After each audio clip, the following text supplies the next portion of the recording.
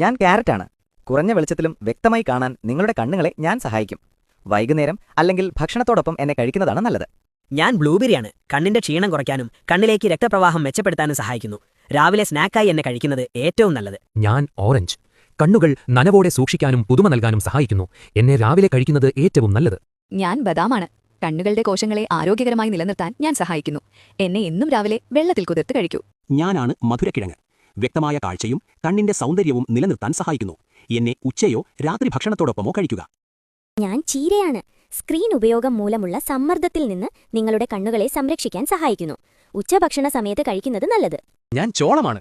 നിങ്ങളുടെ കണ്ണുകൾക്ക് ദിവസവും നല്ല പോഷണം നൽകി കാഴ്ച കൂടുതൽ തെളിമയോടെയും വ്യക്തതയോടെയും നിലനിർത്താൻ സഹായിക്കുന്നു. ഞാൻ തക്കാളിയാണ്. നിങ്ങളുടെ കണ്ണുകളെ ശക്തമായ വെളിച്ചത്തിൽ നിന്ന് സംരക്ഷിച്ച് കാഴ്ച കൂടുതൽ വ്യക്തമായി നിലനിർത്താൻ സഹായിക്കുന്നു.